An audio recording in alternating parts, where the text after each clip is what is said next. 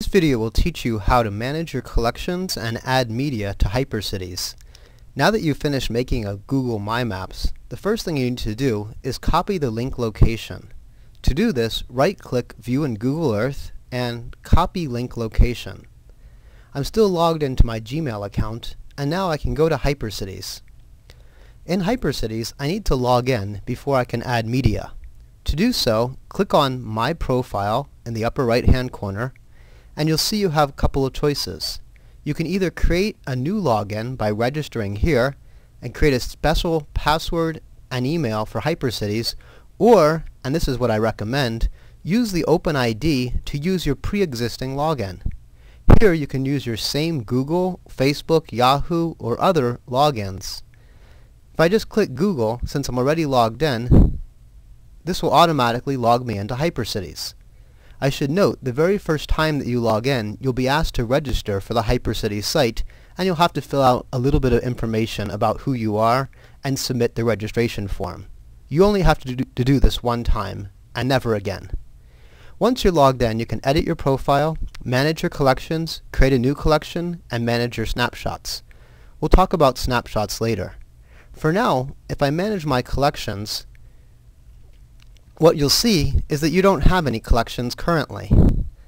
All collections are listed on the right-hand side, and you can add collections to your collections just by clicking the arrows here. For our purposes, we want to add a couple of courses. First, UCLA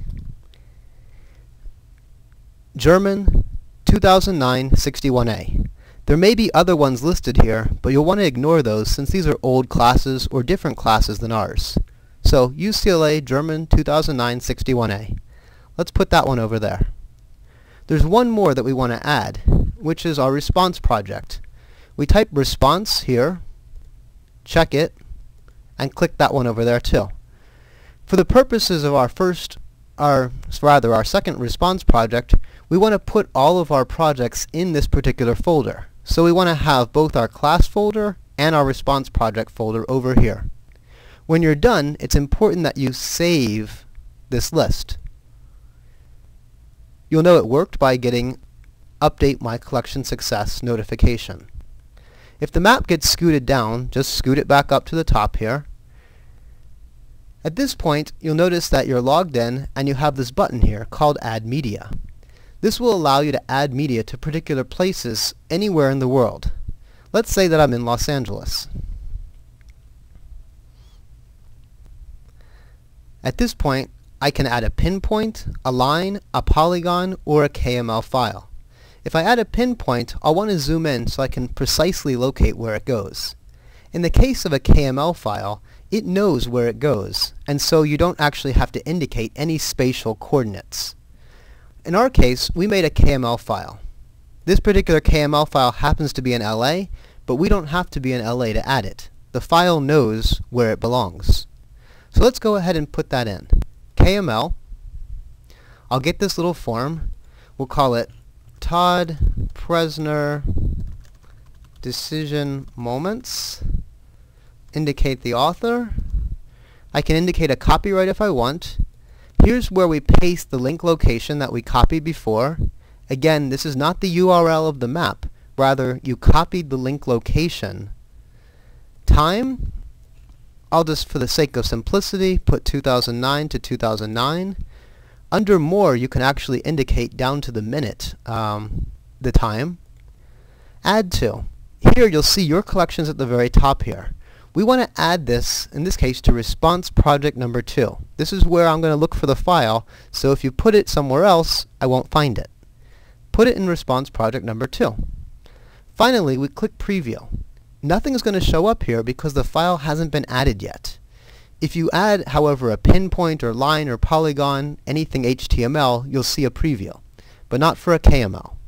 I press Submit. It says Import KML a success. So let's now go ahead and see if we can find that file. We have to go to exactly where approximately we loaded it. So I'm going to zoom out of LA a little bit here. I'll go to the collection list. Under My Collections, I'll open that up. I'll see UCLA German 61A. I'll also see response project number 2.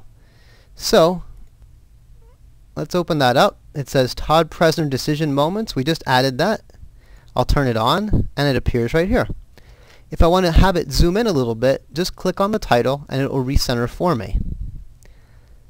All the files should be accessible just like it was in Google My Maps, including the pop-up bubbles. If I ever want to edit this file or delete it, I just click here. I can also, and this is more important, I can always add new pinpoints within Google My Maps and it will automatically update within Hypercities. So if I ever want to add in another line, pinpoints, or change any of the wording, all I do is go back to my Google My Maps, I update the file here, and within Hypercities it'll automatically show up. One last fun thing I should indicate, you can always see your file on different historical maps. Here's your Google My Map on top of the 1920 LA map. Okay, have fun.